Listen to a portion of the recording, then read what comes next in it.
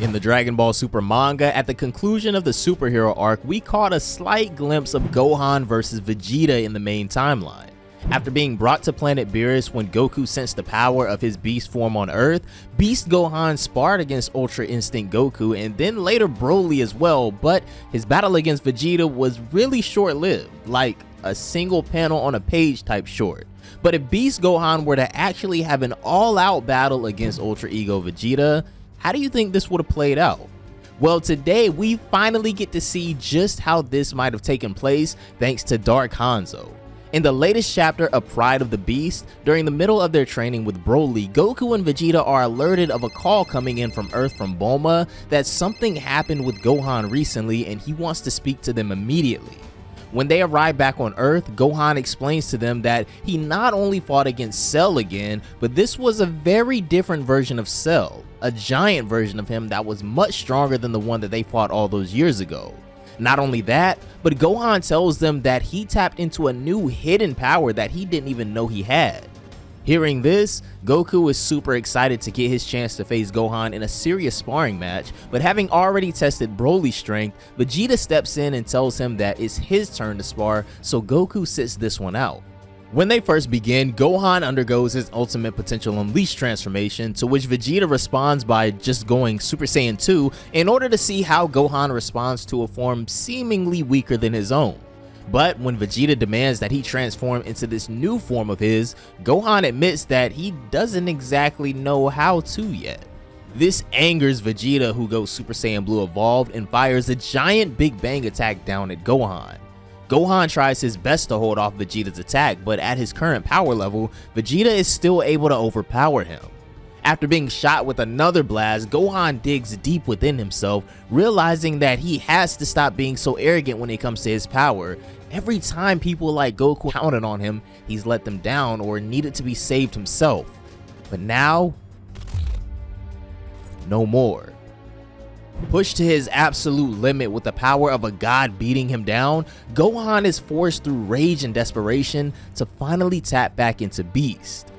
Finally, Vegeta is standing face to face with Beast Gohan, stunned at the depths Gohan's potential truly runs, but he has another ace up his sleeve himself far beyond the divine powers of Blue Evolved in Ultra Ego. If you guys have been enjoying Dragon Ball Super Pride of the Beast, a fan manga written and illustrated by Dark Hanzo, consider leaving a like on the video by clicking the thumbs up button down below, subscribing to the channel, and giving them a follow on Twitter as well. Hanzo's link will be down below in the description box. But without further ado, in this chapter of Pride of the Beast, Ultra Ego Vegeta versus Beast Gohan will finally begin.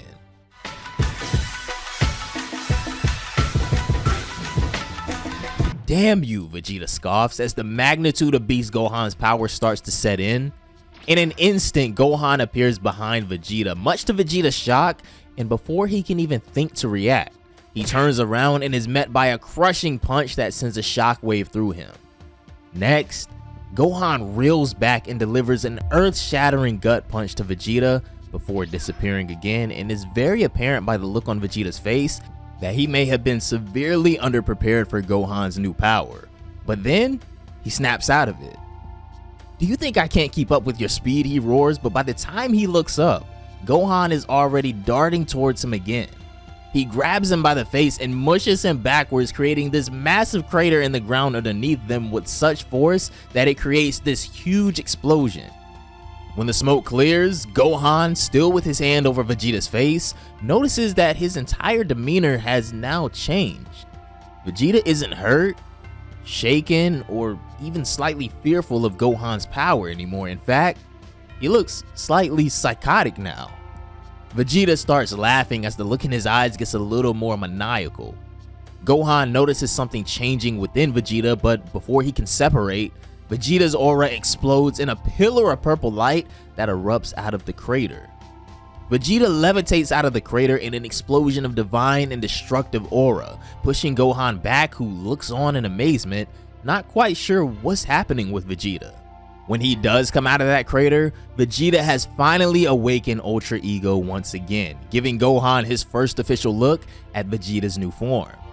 Now that both fighters have entered their most powerful state, it's time to truly see which transformation comes out on top, as Ultra Ego is fundamentally different from Ultra Instinct and, in my opinion, probably a much better counter to the raw, overwhelming power of Beast.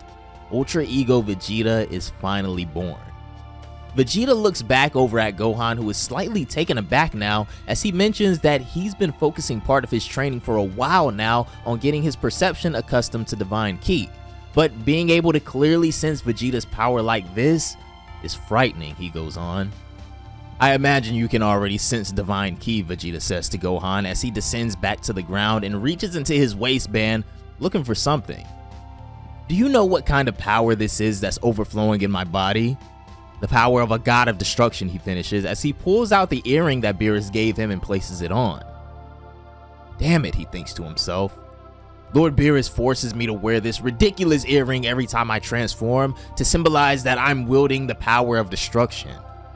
Worst part is, he can sense my ki from afar, so if I don't wear it, what kind of role am I subjecting myself to because of that wandering cat? Off in a distant sector of Universe 7, Beerus sneezes as he suggests someone must be talking about him. No clear indication on if he knows exactly what's going on with Vegeta or not, but funny to see a little Beerus cameo in the middle of this battle. Back on Earth, Vegeta is finally ready to engage in their true final battle, with both of these guys fighting at their absolute peaks, telling Gohan to bring it on.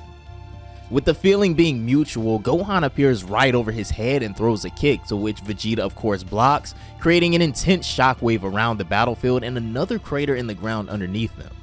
They each prepare a blast in their right and left hands respectively and collide them in a blinding but equal impact.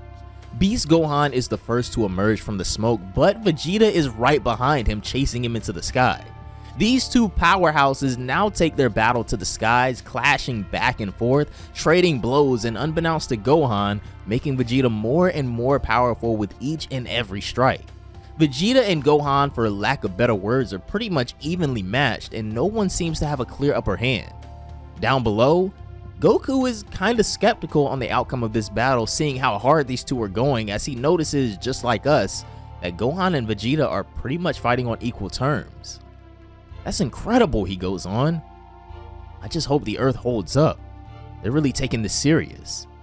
Back up above, Gohan and Vegeta land the classic double knockout punch that's almost a staple at this point in a deadlock battle in Dragon Ball Super, as it seems like they both finally come to the conclusion that the other's power is more than they could have imagined. I didn't know Vegeta had reached this level of power, Gohan thinks to himself. In the fight against Moro, his limit was just one state above Super Saiyan Blue. What incredible power you've awakened, Gohan, Vegeta thinks to himself. Now this is a true battle between two Saiyans.